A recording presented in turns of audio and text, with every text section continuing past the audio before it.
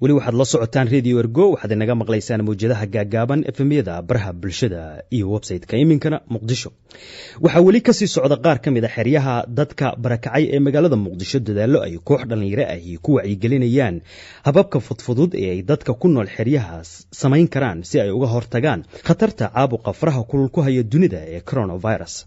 dhallinyaradan oo kulamo u abaabula dadka wax akhriya iyo horjoogayaasha xeryaha badbaado iyo garasbaalley oo ku yaala duleedka muqdisho ayaa sheegay in marka dadka ay isugu keenaan meel bannaan halkaasoo ay u fariistaan hab ay kala durugsan yihiin inay tusaan hababka fayadhowrka iyo hababka taxadarka muujinaya ee looga hortegi karo khatarta. waxay ku dhex lugayaan xeryaha, qaarna waxay la dhex maraan baabuur oo codbaahiyo ku xiran yahay iyagoo xilliyada qaarna dadka tusa muuqaallo habka fayadhowrka ka hortagga caabuqa iyo talooyin caafimaad oo la xiriira sida ugu habboon ee looga fiyoobaan karo corona. gudoomiyaha ururka danwadaag cabdiraxmaan delaal wuxuu radio ergo u sheegay in ololaha ay fulinayaan dhallinyaro u tababaran habka wuxuu sheegidda dadka iyo kuwo bartay caafimaadka oo qayb ka ah ololahooda danwadaag. mararka qaarna waxaa ku soo biira howlwadeenno caafimaad iyo dhakhaatiir ka howlgala cisbitaalada magaalada muqdisho.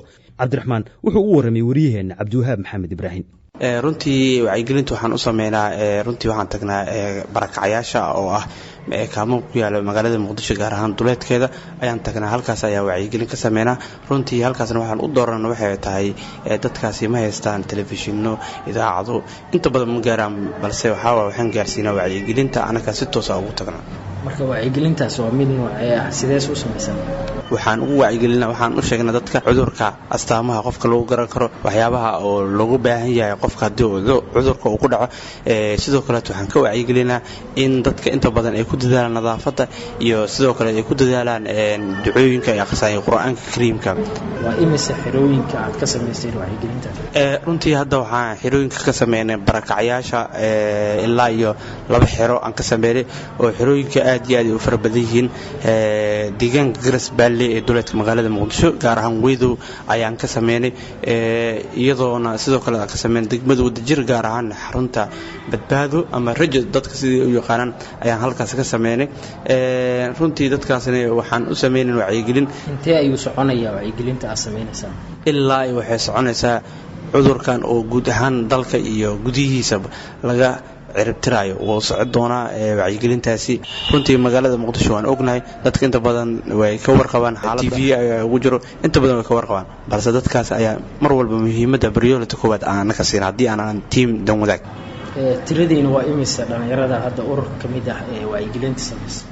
runtii tiradeen aad iyo aad u fara badan tahay. ilaa waxaan gaaraynaa ilaa iyo 60 dhalinyaro ayaan ahnay, balse 60 qofood maana tagno, balse qayb ayaa u tagnaa. oo runtii waxaan u tagnaa maalintii oo kale waxaa u tagayso 8 qofood oo kaleeto, ugu yaraan 8 qofood oo u tagto.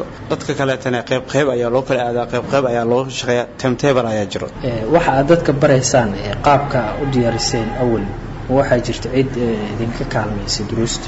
cid naga kaalmaysa ma jirto, balse team danwadaag ayaa waxa uu leeyahay qaybo kala duwan. runtii ah qayb caafimaad, qayb samafal, qayb waxbarasho. guud ahaan dhalinyarada inta badanna waxaa ay ka kala yimaadeen gudaha magaalada muqdisho.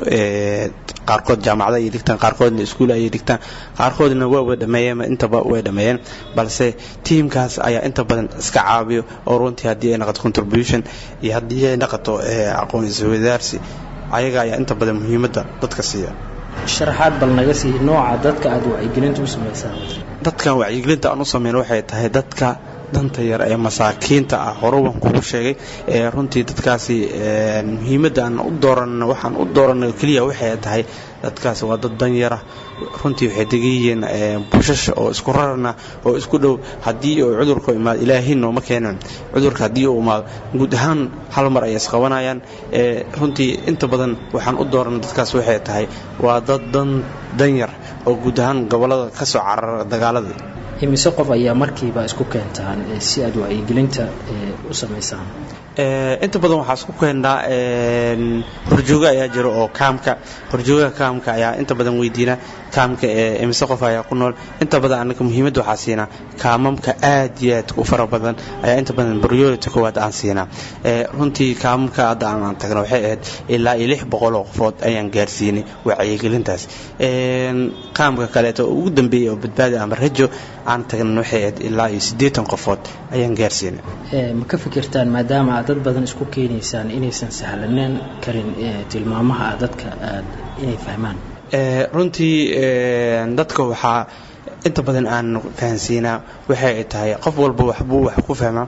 qaarkood waxaan u sameynaa istigaro yani ay wax ku fahmayaan, qaarkoodna si toos ah aan la hadalna microphone inaan qaadana la hadalna, qaarkoodna fiidiyoyaal u shidnaa si ay u fahmaan waxaan ayaa inta badan fahanka asiina. inta badan qaarkoodna dadka ilaahay fahankiisa isku mid maahan, qaar inta badan inay fahmaan ayaa ayaga laftigooda ayaa isku celceliya. waxaa kaloo jirta khatar kale oo ku jirta in dad badan la isku keeno, ka warna iyadana? khatar badan ayaa jirto runtii waan la sheegay dadka inta badan markii la isku keeno dhibaatooyin ka imaan kara, balse anaga taasi ka duuleelo ayaa waxaan aan sameynaa. runtii dadka waan u sheegnaa si aayar ayay u sugtaan oo runtii tilaabooyin ayaa u dhaxeeya. marka sidaas aan dadka ku wacyigelinaa. hoosta marka anaga wacyigelinayna ayaan waxaan u sheegnaa inaan hoosta la iska gelin, sababtoo ah haddii hoosta la iska galo si toos ayuu u faafayaa. dadka marka waxaan ku sameynaa inay kala sigtaan ayaan si toos u sheegnaa. waxaan qaadanaa microphone-kaas ayaa si toos aan kula hadalnaa. qof walba meesha uu joogana si toos ayuu codka u gaarayaa. tababarayaashiina ilaa heer intee laga ay ku faliyihiin wacyigelinta mise mar hore ayaa diyaarsan iyaga? dadkaas inta badan waxaa waaye dad caafimaadka inta badan ku takhasusay, sababtoo ah ardayda inta badan waxay kala bartaa maadooyin kala duwan, balse waxaan siinaa inta badan muhiimadda maadaama uu yahay caafimaadka uu soo hoosgalo cudurkaani. inta badan dadka caafimaadka sidoo kale waxaan kaashanaa khubaro caafimaad oo sida isbitaalada ku yaala ee magaalada Muqdisho dad ka shaqeeyo kaleeto ayaa mararka qaarkood la raaco wacyigelinta qayb ayaga laftigooda qayb ay ka qaataan. xiriyaha aad wacyigelinta ka wadaan khatar intee leeg ayaa ka jirta bal qiimeyntiina la wadaag? runtii khatar aad iyo aad u fara badan ayaa ka jirto, sababtoo ah dadkaasi waxaa waaye inta badan waa dad isku dhegdhegan guryahooda ama kaamamkooda. runtii baahina way ka jirtaa. baahida marka laga soo tago waxaa mar walba muhiimadda la siiya caafimaadka. xaaladooda caafimaad runtii aad iyo aad ayay u liidataa, sababtoo haddii cudurkan si fudud ayay isku gaarsiin karaan, sababtoo ah dad inta badan maahan oo guryo waaweyn haysta. wuu mahadsan yahay. kaasi waxa uu ahaa gudoomiyaha ururka danwadaag Cabdiraxmaan Deelaal oo ah urur dhalinyaro oo dadaalo la xiriira hababka fayadhowrka iyo weliba sida looga taxadari karo ka hortagga caabuqa corona ee ka wada xeryaha barakacayaasha ee magaalada Muqdisho.